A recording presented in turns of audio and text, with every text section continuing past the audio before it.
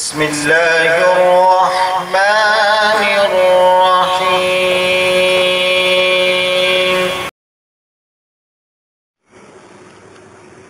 الحمد لله وكفى وسلام على عباده الذين اصطفى اما بعد. معزز سامعین کرام، ہمارا آج کا عنوان ہے ماہ سفر کے متعلق جاہلانہ خیالات۔ اللہ تعالیٰ ہر زمانے کے خالق ہیں، زمانہ مخلوق ہے، کوئی وقت بھی بذات خود نہ تو اچھا ہے اور نہ برا، بس ہر وہ وقت جس میں کوئی شخص نیک کام کرے اللہ کے فضل کے ساتھ تو وہ وقت اس کے لیے بابرکت ہے، اور جس وقت میں گناہ، برائی اور فسق و فجور کا ارتکاب کریں تو وہ اس کے لیے منحوس ہے۔ لیکن آج کل کچھ لوگ اسی پرانے جہالت کے دور سے گزر رہے ہیں جو آپ صلی اللہ علیہ وسلم سے پہلے کا تھا، یعنی رسومات، بدعات اور شرک۔ کچھ لوگ تھے جو زمانے کو منحوس قرار دیتے تھے، پرندے کے اڑنے سے فال لیتے تھے، عورت کو منحوس قرار دیتے تھے، ماہ سفر میں سفر کرنا، شادی کرنا اور کوئی نیا کام، کاروبار وغیرہ کو منحوس قرار دیتے تھے، جس سے حضرت نبی اکرم صلی اللہ علیہ وسلم نے صاف طور پر منع فرمایا۔ عن ابی ہریرہ رضی اللہ تعالی عنہ قال قال رسول اللہ صلی اللہ علیہ وسلم لا عدوى ولا طیرہ ولا ہامہ ولا صفر وفر من المجذوم كما تفر من الاسد، رواہ البخاری۔ حضرت ابو ہریرہ رضی اللہ تعالی عنہ رسول صلی اللہ علیہ وسلم سے روایت کرتے ہیں کہ آپ صلی اللہ علیہ وسلم نے فرمایا، ایک کسی بیماری کا اللہ کے حکم کے بغیر خود بخود دوسرے کو لگ جانا، بدفعلی اور نحوست اور سفر کی نحوست وغیرہ، یہ سب باتیں بے حقیقت ہیں، اور مجذوم یعنی کوڑی شخص سے اسی طرح بچو جس طرح شیر سے بچتے ہو۔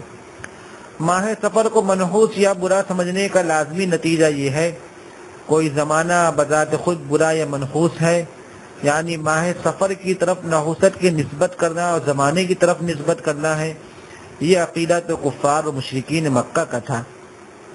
حدیث قدسی ہے، نبی اکرم صلی اللہ علیہ وسلم سے مروی ہے، اللہ تعالیٰ ارشاد فرماتے ہیں، بنی آدم مجھے ایذا دیتا ہے، یعنی میری شان کے خلاف باتیں کرتا ہے، اور وہ اس طرح کہ وہ زمانے کو برا بھلا کہتا ہے، حالانکہ زمانہ میں ہوں، یعنی زمانہ میرے تابع اور ماتحت ہے، میرے قبضے اور قدرت میں تمام حالات اور زمانے ہیں، اور میں ہی دن اور رات کو پلٹتا ہوں۔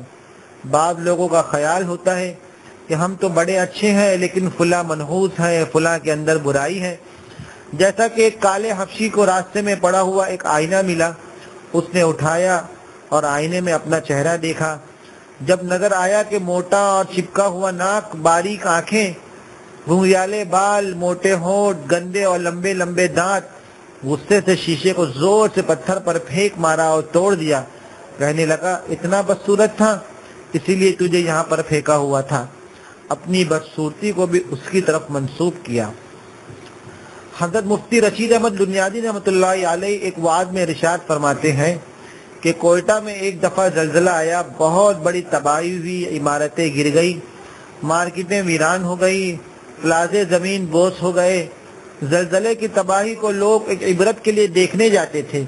دیکھنے والوں میں ایک دفعہ کچھ طوائف عورتیں بھی گئیں اور اپنے ناک پر ہاتھ رکھ کر کہنے لگی، ہائے اللہ، پتہ نہیں کس کے گناہوں کی مار ہے۔ کہنے کا مقصد یہ ہے کہ ہر کوئی اپنی برائی کی نسبت دوسرے کی طرف کرتا ہے، جو ہوتا خود منحوس ہے، اور سمجھتا ہے عورت کو، بلی کے گزرنے کو، الو کو، گھر کو، وقت کو، زمانے کو، مہینے کو وغیرہ وغیرہ۔ جیسا کہ ایک بادشاہ نے سمجھا تھا۔ ایک بادشاہ تھا، اس کے دربار میں غلام آیا۔ بادشاہ نے غلام کو دیکھا، اس کی شکل اس کو اچھی نہ لگی۔ اس دن بادشاہ نے جو کوئی کام کرنا تھا وہ نہ ہوا، تو بادشاہ نے اپنے طور پر سمجھا کہ اس کے چہرے کی نحوست سے میرا کام نہ ہوا۔ بادشاہ نے غلام کو بلوایا اور کوڑے لگائے، سارا دن کوڑے لگتے رہے۔ شام کو بادشاہ نے کہا، تو کتنا منحوس ہے، تجھے کوڑے لگ رہے ہیں۔ اور میں کتنا مبارک ہوں کہ میں محفوظ ہوں۔ غلام نے کہا بادشاہ سلامت، جان بخشی ہو تو عرض کروں، حکم ہوا کرو۔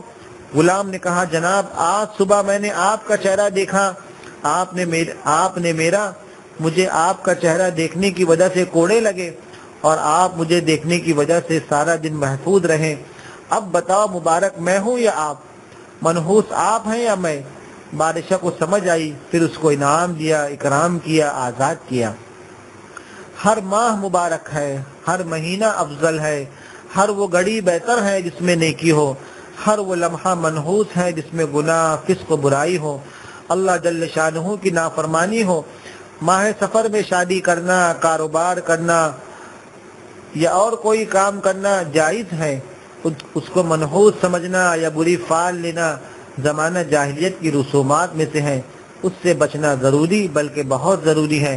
اللہ تعالی شانہ ہمیں صحیح دین پر عمل کرنے کی توفیق عطا فرمائے۔